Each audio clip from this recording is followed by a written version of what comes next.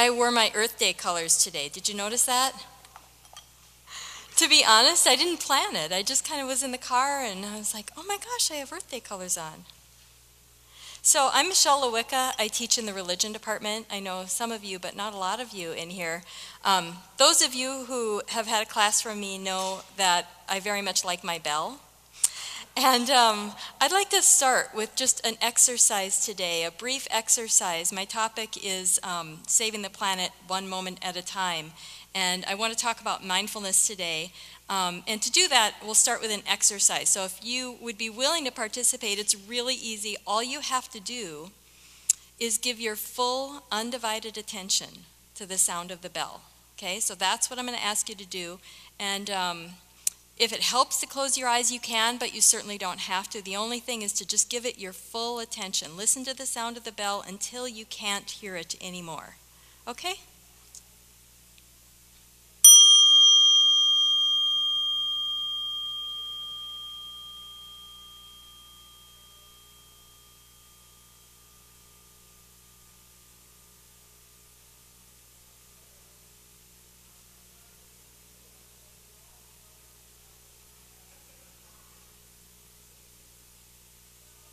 I can probably hear it longer than you can because I'm closer. So what does a bell have to do with saving the planet? And the connection that I want to make is that the bell, listening to the bell, reveals an innate human capacity to pay attention. Okay? Did you notice that when you gave your full attention to it, there was a certain kind of awareness that was happening? And most of the time, we're not paying attention. In fact, it's precisely our lack of attention to what's happening on Earth that has brought us to this state of crisis. And I don't have fancy graphs today, but you've seen a lot of them. And I think they're very compelling to show that we are in a serious situation.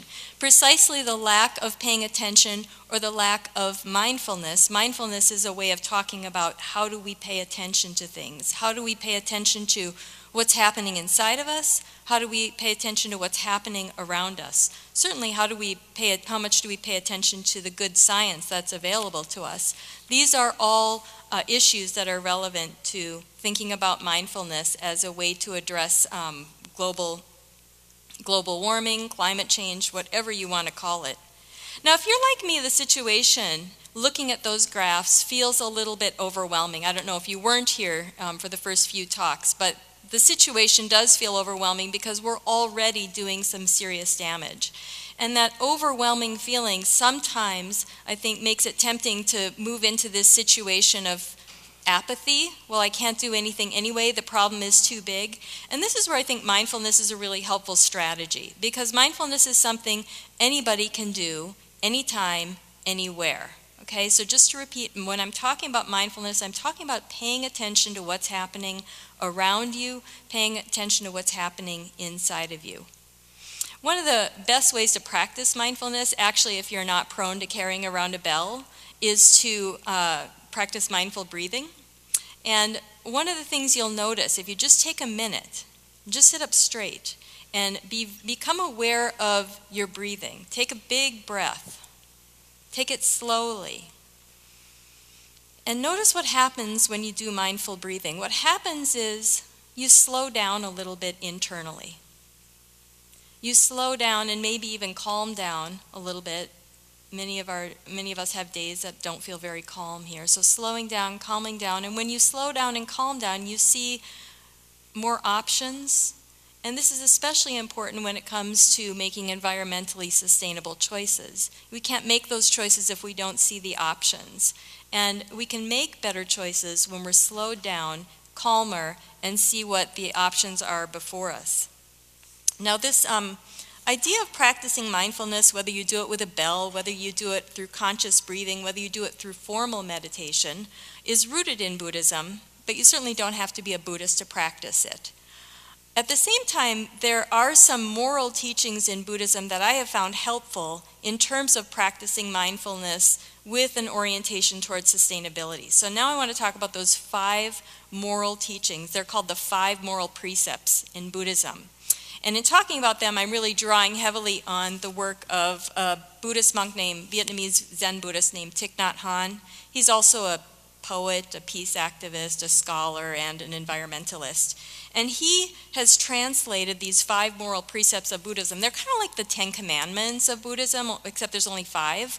And he's translated them from the modern period, or the contemporary period, and kind of put an environmental spin on them. He calls them the 5 mindfulness trainings, because even though they're moral precepts, they're things that we can practice and train ourselves to become more aware of the effect of our actions, the effect of our thinking on the lives of others. Okay?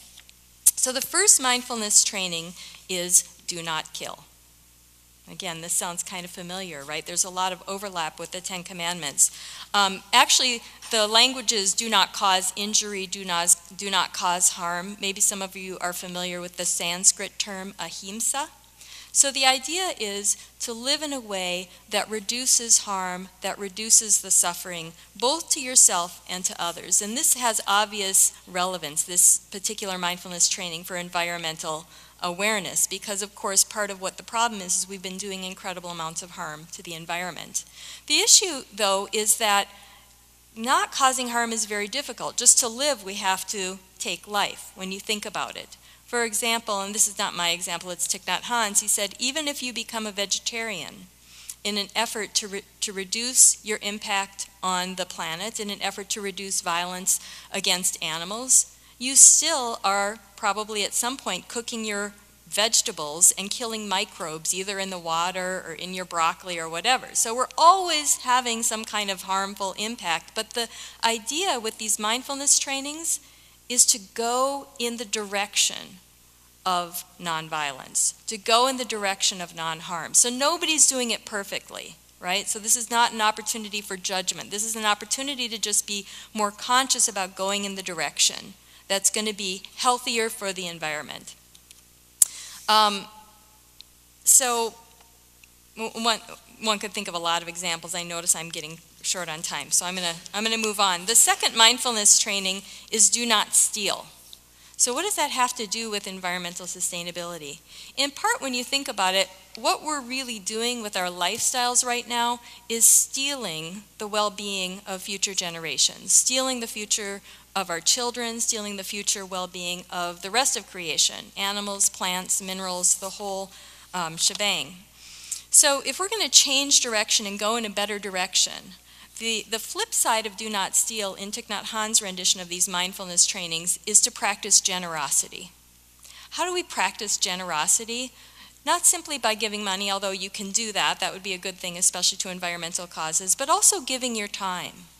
Giving your time to environmental causes, environmental activism. One can also practice generosity just by the choices you make in consumption. What to buy, whether to buy. Do I really need that? That's where the mindfulness training also comes into play. If you're aware of what's happening inside of you when you're standing in front of something you maybe want to buy but maybe don't need, you can make a more conscious choice. And that's a practice of generosity for future generations. The third mindfulness training is do not engage in sexual misconduct. So I was going to leave that one out because I thought, well, what's that got to do with environmentalism? But I think it's actually a teaching about right relationships, right? So right relationships are not relationships based on exploitation, not relationships based on selfish desire, not relationships based on self-interest. Right relationships are based on mutual care and mutual respect and mutual responsibility for each other. So whether we're talking about our own physical bodies interacting with the physical bodies of others, or whether we're talking about our own physical bodies interacting with the physical body of the earth, this is I think, a moral precept or a mindfulness training that has relevance. The fourth mindfulness training is do not lie. So one could say that in many ways, currently human beings are engaged in one of the biggest collective self-deceptions in human history, right? The idea that we can continue going on living as we are without consequences. And to come out of this lie, to come out of this state of denial, requires a great deal of effort and a great deal of honesty. The flip side of this mindfulness training of do not lie is to speak truthfully. And this includes speaking truth to power. whether speaking truth to power of corporations, the fossil fuel industry, whatever seems to be damaging the environment and benefiting from it financially is a good way to speak truth to power too. Listening deeply is another side of this particular mindfulness training. Do not lie. In order to stay honest with ourselves, we have to listen deeply, and we haven't been doing a very good job of that. We haven't listened deeply enough to what the scientists are telling us. We haven't listened deeply enough to what the spiritual traditions are telling us about care for creation. And we haven't listened deeply enough to what poets and artists and musicians and people who are inspiring our motivation to make change can do for us.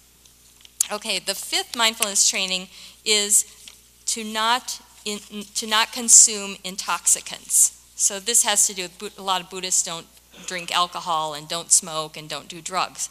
But there are all kinds of toxins that are beyond that kind of conventional realm. And those toxins come into us by what we eat. And there are lots of links between what we consume and the impact of our consumption patterns on our own body and the impact of those choices on the earth. Usually when you're consuming something that's good for your own body in terms of food, that's good for the earth too, because it was grown in a way that is more sustainable, maybe without pesticides and toxins. But this idea of reducing taking in toxins also has to do with the kind of media that we ingest. And in particular, how engaged are we with digital media? Are we more engaged with the screen than we are with the natural world? I love the quote that Gretchen shared, that we can't protect something we don't love, and we can't love something that we're not feeling connected to.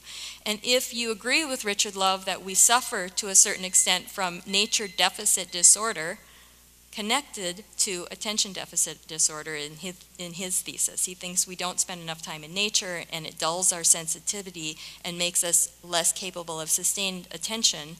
Then practicing mindfulness is a good remedy. Now I started with like two minutes less. Can I have one extra minute? Okay, all right. So I'm going to read you just on that note, last note, a very short story from Thich Nhat Hanh that demonstrates this nature deficit disorder and how it's connected to the situation that we're in and how practicing mindfulness may be a way out. He says, imagine a city that has only one tree left. People are mentally disturbed because they are so alienated from nature. Then one doctor in the city sees why people are getting sick, and she offers each person who comes to her this prescription. You are sick because you are cut off from Mother Nature. Every morning, take a bus and go to the tree in the center of the city and hug it for 15 minutes. Look at the beautiful green tree and smell its fragrant bark. After 3 months of practicing this, the patient will feel much better. But because many people suffer from the same malady and the doctor always gives the same prescription, after a short time, the line of people waiting their turn to embrace the tree gets very long, more than a mile, and people begin to get impatient. 15 minutes now is too long for each person to hug the tree, so the city council legislates a 5-minute maximum. Then we have to shorten it to 1 minute, then only a few seconds, and finally there's no remedy at all for the sickness. If we are not mindful, we might be in this situation soon. Thank you.